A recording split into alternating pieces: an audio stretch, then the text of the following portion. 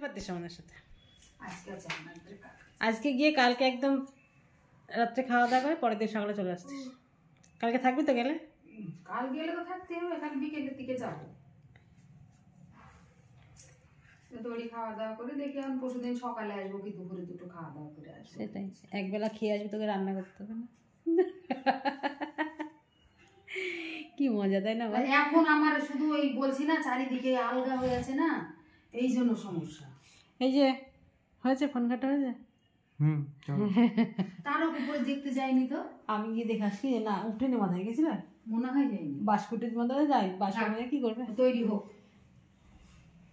Ready হোক, ready হোক, তখন যাওয়া যাবে, তাই না? এবছর তো হচ্ছে না, সামনে বছর গোড়ার ফ্ল্যাটে যখন পূজা দিবে ওই দিক দিয়ে যাস, বললেই যাবো। হ্যাঁ, দিক দিয়ে চলে যাবো। ফ্ল্যাট পূজা হয়ে গেলে বিয়ে হবে, 6 মাস লাগবে বিয়ে হবে না। আমাদের ওইখানে নবদ্বীপ হয়ে গেলে পরে বরঞ্চ সুবিধা, ট্রেনে একবারে যাওয়া যাবে। তো এখান দিয়ে আসা যাওয়া করতে গেলে সে কেটে কেটে কেটে গেছে।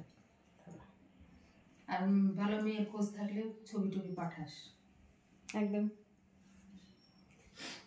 তো আমাদের এক বাড়িতে হলো আর এক বাড়িতে যাই, সেই কথা আছে না, এক বাড়িতে হলো রে ভাই আর এক বাড়িতে যাই। তো আমাদের 10 বাড়িতে সেরকম, দিদির বাড়িতে হলে আবার মায়ের বাড়িতে যাই।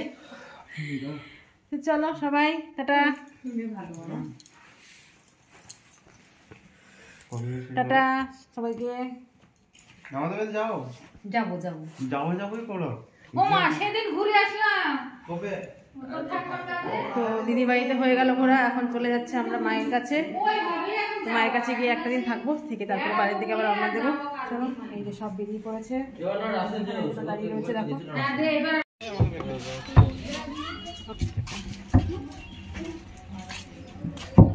চলো এখন আর এক জায়গায় যাওয়া যাক। হ্যাঁ, লোহা পাথর অনেক কিছু আছে।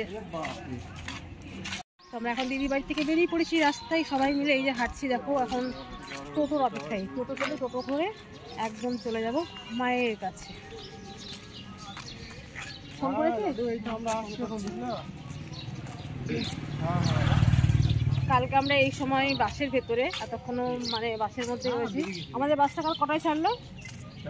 4:20, মানে বাসটা এখনো এতক্ষণ ছাড়েনি, ছেড়ে গেছে 4:43 বাজে এখন। এতক্ষণ বাস আমাদের কালকে ছেড়ে গেছে, তো রাস্তায় ছিলাম আর কি। আর আজকে আবার দিদি বাড়ি থেকে বেরিয়ে আরেক বাড়িতে, তো দেখি কালকে আরো একটা দিন চলে যাবে। সেনপাড়া, সেনপাড়া চেনেন না? আরে না না, 4জন আছে, 4জন আছে।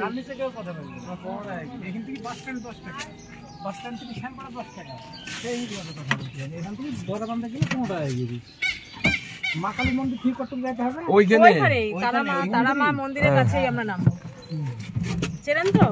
ওই মিষ্টির দোকানে একটু দাঁড়াবো, নদীডাঙ্গার ওখানে। আমরা এখন টোটো কি খাবি সবাই এখন গিয়ে বসে আছে। কিচ্ছু খাবি না তো? জল খেয়ে শুতে পারলে বাস। রাজের কেমন লাগে টোটো চাপতে? ভালো। টোটো চাপতে কেমন লাগে? চাপতে ভালো লাগে। ভালো লাগে টোটো চাপতে? সেটা যদি অনেক দূর হয় আরো বেশি ভালো লাগে বল। ওখানে টোটো আছে কিন্তু কৃষ্ণনগর থেকে কি বলতো? না না, অটো আছে, অটো আছে। অটো ভাড়া কত করে নেয়? ও কোনো লিমিট না, এখান থেকে বিলিমাঝির বাড়ি অব্দি 80 টাকা। ওদের অ্যাকচুয়ালি 3 জন। আমরা ভেবেছিলাম কি বলতো, যার দিন কৃষ্ণনগর থেকে সবাই মিলে টোটো ঠিক করে চলে যাবো নবদ্বীপ, কিন্তু শুনছি নাকি টোটো এখন আর যেতে দিচ্ছে না নবদ্বীপে, মানে সেই বাসে যেতে হবে। হ্যাঁ, তো একটা সুবিধা ছিল, ব্যাগ ট্যাগ নিয়ে একটা টোটোতে। টোটো এখন বেশি দূর চলতে মানা করে।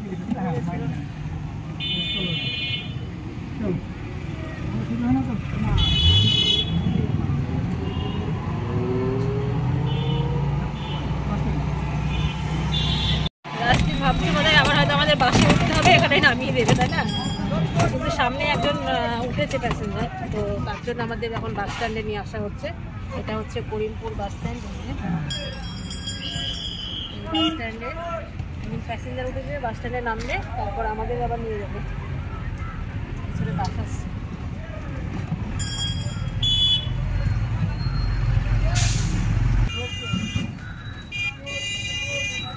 মাসির বাড়িতে খাওয়াটা কেমন খেলি বল? ভালো ভালো। কালকে আমি তো বিরিয়ানি ভাবলাম তো খেলাম, ইসে। চিকেন বিরিয়ানি। আজ ভাবলাম যে চিকেন করবো, বাবা দেখি এবার কালকে চিকেন বিরিয়ানি খেয়েছো, আজকে খেলাম মাটন। ভালোই বেশ। আমি এই মেশোর বাড়িতে আসলে মেশো মাটন করবে আমি জানি।